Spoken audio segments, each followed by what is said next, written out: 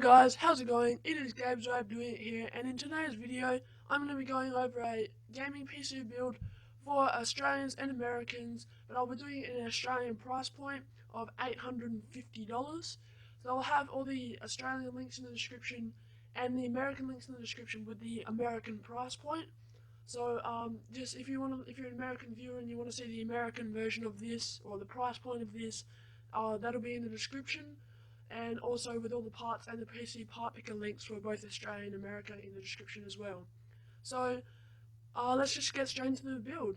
So for the CPU of this build, I went with the Intel Core i3 6100 hyper-threaded dual-core processor from Intel.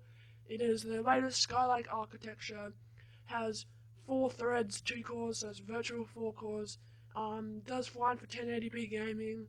Most games, the i3 can run pretty much all the games at the moment, and it should last you quite a while being Skylake architecture and having hyper-threaded, or having hyper-threading, sorry.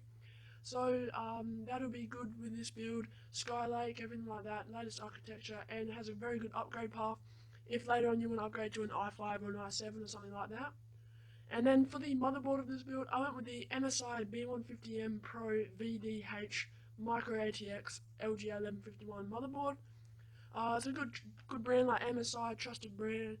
B150M hasn't got very many bells and whistles, but it's pretty much all you need for the average gamer, someone starting PC gaming or something like that. So that's a decent motherboard for the price, only $110. And sorry, I forgot to mention the Intel Core i3 6100 is $150.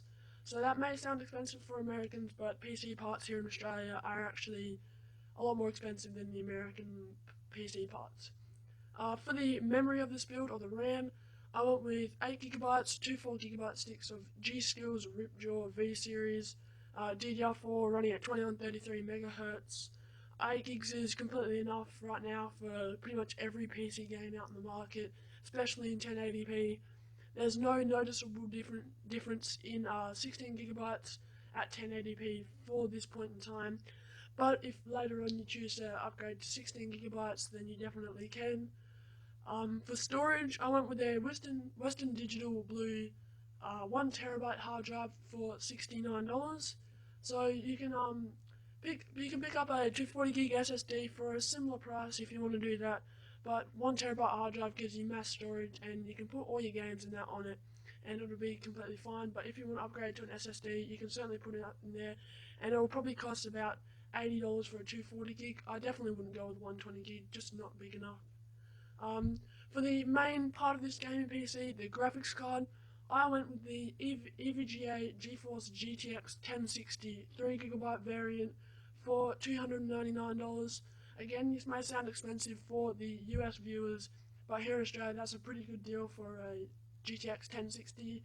And as I said before, this will max out pretty much every game at 1080p.